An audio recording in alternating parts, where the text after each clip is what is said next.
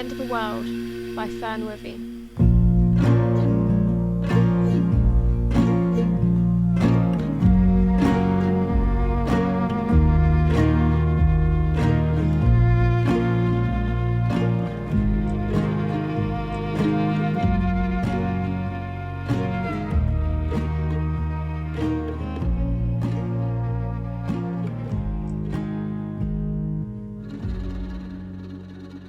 For the next couple of weeks, I'm glad our television isn't working, even more than usual. The Capitol may not want us talking about the circumstances of the Quell, but they certainly want us talking about the games. There's news every day that even I hear, with the gossip in the halls in school. There's speculation about the arena, and whether it will be bigger to accommodate all the tributes like a normal year, or just more deadly so the extras die quickly. After a week, there's confirmation that the arena will be larger this year to accommodate the Quell. Of course, nothing specific is said about it. It could be a large cage or an ocean.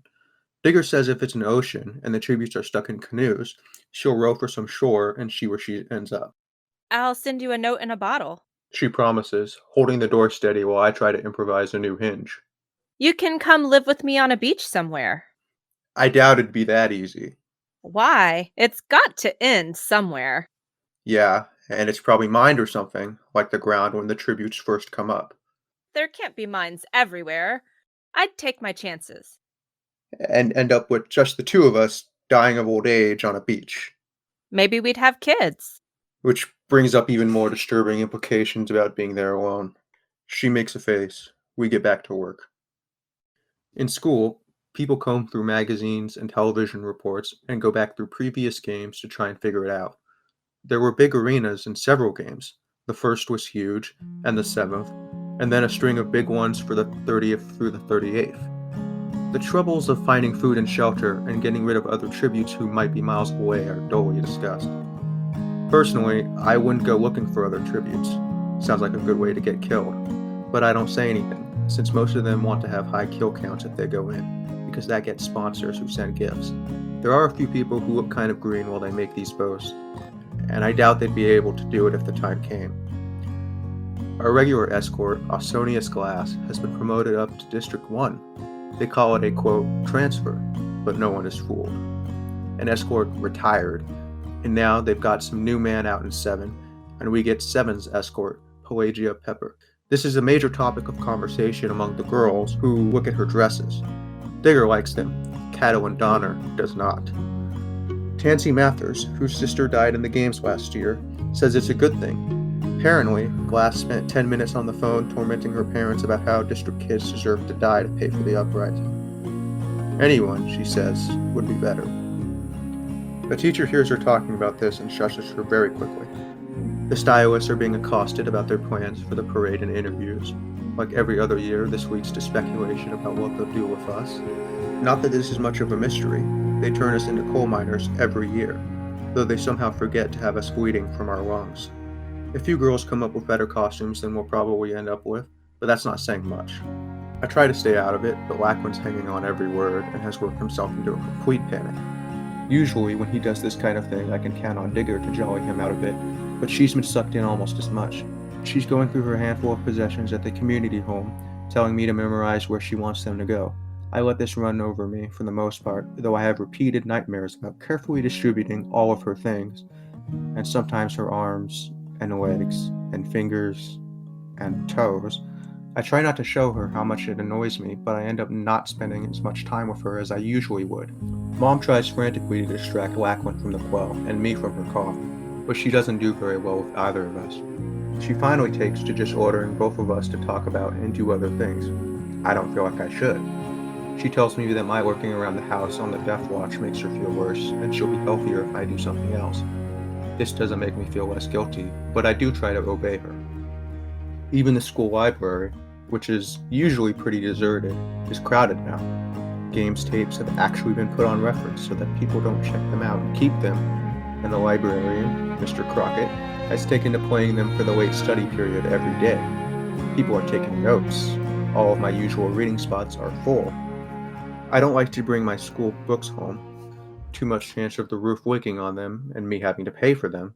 So I take to going to the school's auditorium and doing my reading in the half-dark of the audience section. The drama club has a play rehearsing, but without the sound system on, I can ignore them, and for the most part, they ignore me. Danny Malark always says hello on the way in, and Maiah Murphy always takes a moment to wrinkle her nose, like she simply can't be expected to breathe properly around me. The others, I don't know. We move in different circles. All I can tell about the play is that it involves Maiah wandering around, lost and heartbroken. She does it pretty well. You never guess that she doesn't actually have a heart. At least they're not talking about the games. About 2 weeks after the reading of the Quell card, Danny stops on the way out of the auditorium and says, You finished with the Starfleet? I look up. Which one? Vanishing Air. I read it a week ago. They blow up the jets in the end. I know, I read it last night. You working with anyone on the project? I never work with anyone. Wanna work with me? He shrugs. I hate working alone. What about your girlfriend? She and the twins are doing the volcano story. Maisel is trying to turn it into a big symbol. Ruth's trying to convince her not to. Why? It is a symbol. Didn't you hear Chalfant talking about the Sino-Indonesian War? The Toba thing is supposed to be about the nuclear strike. They didn't end up having a nuclear strike. That's because the volcano went off. Symbol. No matter what the governments did, everything blew up in their faces in the end. Yeah, but the twins are getting a little political. They want to talk about repressed district anger or something. Maisel wants to be mayor someday. That's not going to happen if she keeps tweaking the capital's nose. He shifts his back to his other hand. So, are you going to do the project or not? I shrug. I don't work well with people, and your mom doesn't like me. She's fine with you, as long as we don't get into that stash. He grins. Both of our mothers decided we were bad influences on each other 2 years ago when we drink half a bottle of the white liquor his dad hides away.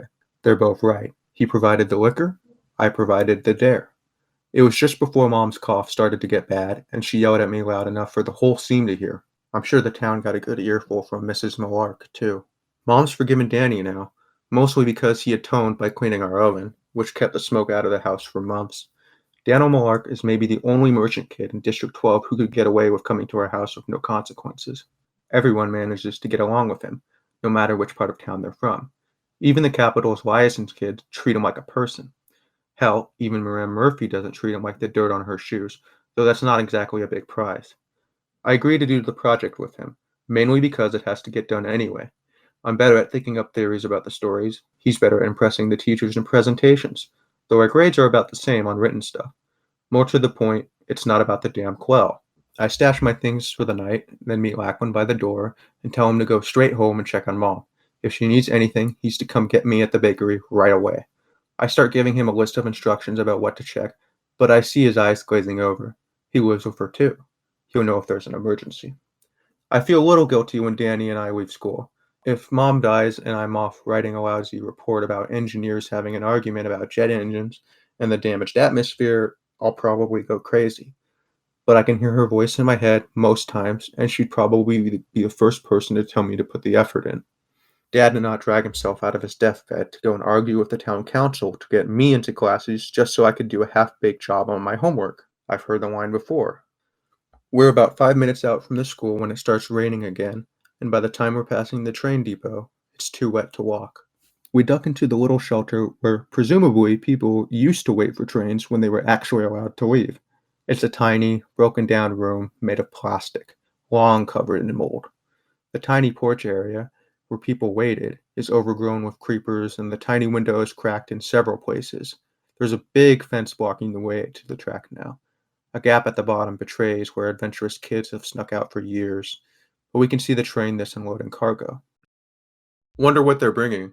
Don't know, but there better be raisins. Mom ordered raisins 6 months ago. We haven't been able to make hermit cookies. It's a tragedy for the ages. He turns irritated. It's not like we eat them. The mine chief and his family like them, and a bunch of peacekeepers. We're losing money because they don't want to buy anything else. Okay. It's so stupid. There used to be wine country just north of here, maybe 100 miles. I bet there are grapevines going crazy up there. We could bring some down, plant them, and dry them out for as many raisins as we could eat. You can cook the grape leaves too. They're pretty healthy. There's no more to say about this than there is about Lachlan needing glasses. It all may be perfectly true, but there's not much point to wishing for it. The difference between Danny and me is that he keeps wishing away. The difference between Danny and me is that he keeps wishing anyway. I go to the window and look out at the train. It's not the fancy kind that takes tributes away, just a cargo run, rusty and spewing coal smoke. It's probably picking up more than it's dropping off. A burly District 6 guy, a couple years older than us, jumps down from a car a few down from us and slogs through the mud, heading down against the rain. He opens the door of the car nearest us and jumps up. A minute later, a ramp thumps down from the dark recesses, and the man pushes out a crate on a dolly. He drops it in the mud very close to the fence, then shoves the ramp inside and closes the car. He looks nervously around and whips a small pry bar out of his pocket. He quickly pops off 4 nails, leaving the side closest to us free to open, then pounds the top twice and runs off down the length of the train. What's that all about? What? I gestured Danny over to the window and he looks out. It's small enough that I have to step away for him to do it. I start to tell him about the attendant's behavior, but suddenly he climbs down and says, Give me a hand, Abernathy. "What?" Just come on, before the chickens make it down here. He doesn't wait for me. He ducks out onto the old porch and is under the fence before I can even yell for him to stop. The crate is moving. Something is pounding faintly. And I stop. A small, pale hand is grasping at the open edge. Danny looks over his shoulder. Come on! I look over my shoulder, then roll under the fence. Adults always warn us that someday they'll turn the fence on, but no one remembers ever hearing it powered up. They can barely keep the peacekeepers' electricity on.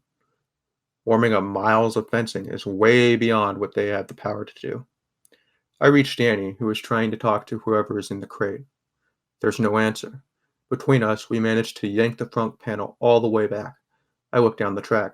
The peacekeepers are all gathered around the cargo dump, about 7 cars down from us. The rain is masking our sounds. I look back at the box. A teenage girl falls forward, unconscious, from a pile of hay. Danny grabs her and drags her to the fence. I hold up the wire so he can push her through. When he does, I see that her back is covered with bloody lash marks. The cargo is almost fully unloaded. Hey, Mitch. I look at the crate, open facing the fence, with blood spots that seem very bright in the gray, almost glowing, like the dress Trigger said she wanted to buy. Get her inside, just do it. I don't watch to see that he does. I go to the crate and pull out the bloodied hay. I shove it under the fence, then try to flip the panel back up. It doesn't hold. I do the only thing I can. I turn the whole thing over, jamming it into the mud at askew, like it might have fallen off on its own. I toss more mud at it. There's no time for anything else. The train whistle blows. I roll under the fence, grab the bloody hay, and dive under the cover of the old depot. Outside the window, I see a pair of peacekeepers jog up to the crate. They pull out some hay. One of them laughs. I can't hear much over the rain and through the window, but I catch something about District 10 and horses, so I guess the ruse worked. A few minutes later, the train starts to move.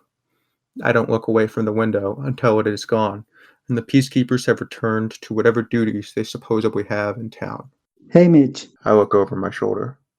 What? Hey, Mitch. She's really hurt. I look down at the girl, almost forgotten in the rush to cover up her arrival. Danny's got her cradled in his lap, and she's breathing shallowly. What's wrong with her? Whipped, it looks like. And I don't think she had much air in there. I have to get Ruth. He sets her down carefully. You watch out for her. Don't let anyone in. Who is she? No idea. Doesn't matter. He runs out into the rain again. I sit down beside her. She's my age, maybe a little younger. She blinks up at me. Water? I go to the door, check it quickly, then stick my hand out and catch some rain. I run back to her before it slips away and pour it over her lips. She swallows, then coughs. Thank you. I sit down on the floor beside her and try to think of something to say. Finally, I come up with, Hi. Hi. I'm Mitch. Are you from District 6? She nods. You're in District 12. Did you mean to be here? She shakes her head. It's a dumb question, I guess. No one means to be in District 12. Then her eyes slip shut. I put my hand over her mouth and feel a flutter of breath. I have done this too many times in the last year. I don't know how long I sit in there with the District 6 girl, hoping she won't die while I'm alone before Danny comes back. Ruth Keaton is with him, and so are the Donner twins. Maisie is wearing her pin on her raincoat. Ruth is carrying the satchel she drags around when she's treating people. If you want to know everything there is to know about District 12, it's that the apothecary's 16-year-old daughter is the closest thing we have to a doctor. When did she pass out? A couple of minutes after Danny left. She didn't tell me her name. She's alive. Ruth nods and kneels down beside her, feeling for her breath the same way I did. She presses a hand to the girl's forehead and draws it back quickly. She's burning up. Those cuts are infected. Caitlin, give me the fever wart. Best I can do for now. I have to clean the cut. You want Hamish and me to leave? What for? Aren't you going to take her shirt off? Ruth rolls her eyes. She's got nothing you haven't already seen a few times. A drop of rain makes it through the roof, and she wakes up like it's become her mortal enemy. And try to keep that off her, will you? Take my rain jacket, hold it over her. Hamish, Maisie, take my bowls and catch some cleaner rainwater outside. We'll get this all cleaned up. She's so firm in her order that I find myself obeying without thinking about it, which almost never happens. Maisie, Donna, and I fish out 2 stainless steel bowls from her work bag and go outside together. She always like that? Maisie holds her bowl out to catch water. When someone's sick, yeah. Do you think that girl's gonna die? Yeah, I don't think rainwater and fever wort are going to do much. I wonder where she was going. Not here. That's all I know. Could be anywhere. The kids in District 6 sometimes... She stops talking and looks at me strangely, then says, I hear they sometimes just ride the rails to see where they can go. Whipped up like that, I doubt the girl was playing around or delivering some kind of secret message that only Maisie Donner can hear, but I don't say it. I haven't thought of what I should say, really, when a tearing scream comes from inside. Maisie and I grab our bowls half full and run in. The first thing I notice is that Ruth looks completely overwhelmed. The girl from 6 is writhing on the floor, her back up, now whimpering. Her shirt has been pulled away and cast to one side, and her back seems to be boiling. Bright red stripes crisscross her skin, all of them swollen and oozing. Some kind of blood and pus and clear something. I don't know what it is. Ruth raises a shaking hand and says, Water. I hand her the bowl and steady her hand as she brings it down. She takes a few sharp breaths, then says, Katie, there's a white cloth in my bag. Another breath. Her voice becomes calmer. I'm going to start cleaning. You help me. I can't... You get down here, Caitlin Donna, or so help me. I'll make you sorry for it. Ruth. And you. I'm still getting dirty water in here. He nods and tries to spread the raincoat further. I signal him to hand me the other end, and we spread it out over the roof and the girls like a tent. Maisie, I need you to take your water bowl and make a tincture with the fever wart. We have to kill the fever. Tea would be better, but there's no time. Caitlin sits down beside Ruth and hands her a cloth soaked with rainwater. Ruth takes it and touches it to the girl's back. I know it hurts, but we'll get you fixed up. We have to clean it. No. Want to go home. We'll get you home, but you can't make the trip like this. I'm so stupid. Thought I could go. 13. We'll get you back to 6. They'll kill me. Inciting riots. They whipped me. I ran. She turns her head, then gasps. Mocking Jay? Maisie looks up from the tincture, startled. The girl is looking straight at her. Yes, it's a mockingjay. She takes the pin from her coat and presses it onto the girl's hand. The girl holds it, and her mouth twitches, almost smiles. It always lives. Her hand goes stiff, and she starts jittering in place. Her jaws clenched, a strange, keening sound coming from her throat. The pin falls to the floor, and Maisie scoops it up. She's seizing up. Catch her. There is nothing we can do. Katie catches her. Danny and I drop the coat and try to hold her still so she doesn't hurt herself. But the seizure doesn't stop. At least not until everything stops. With one last throw, the girl freezes, her eyes wide open. Then it's over. Her body relaxes onto the floor. Ruth puts her hand in front of the girl's mouth, then listens at her chest. She doesn't say anything. We stay there for a long time, Danny and I holding the raincoat over the huddled girls, 3 living, 1 dead. Ruth finally lets us put it down, but insists on staying a little longer because, she says, sometimes people only seem dead, but there is no change. At last, Caitlin says, What are we gonna do with her? We have to bury her. If they find her here, they'll ask a lot of questions. The rain has stopped while we've been here, and we know that if we don't do it now, we never will. Maisley goes outside and checks for peacekeepers. The coast is clear. We all go under the railroad fence and over the tracks into the woods. No one has a shovel, but the muddy ground is easy to pull by the fistful. With 5 of us working, it takes us an hour to get a 2-foot grave dug. Water is already pooling at the bottom. We set her in it. I start to cover her up, but Danny says, Wait. Just wait, alright? He ducks back into the depot. The girls and I don't say anything to each other. We're dirty and tired. We don't know each other very well. A few minutes later, Danny slides back under the fence, a piece of paper clasped in his hand. It's a drawing of a mockingjay. Quick and not very detailed, but a mockingjay nonetheless. He leans down to the grave and puts it in the girl's hands. We cover her, go back under the fence, get our school bags. There is no talk of doing homework. We look at each other, then head off our separate ways.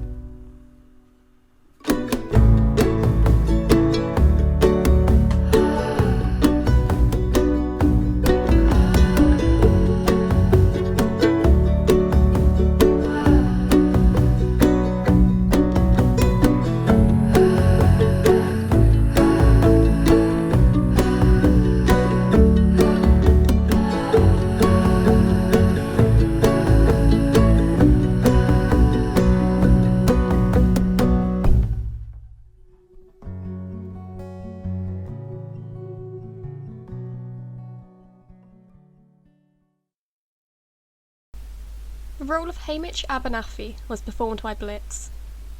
Digger Hardy was voiced by Christy Sutar. Daniel Malark was voiced by Fabrizio Mangone. Ruth was voiced by Emily.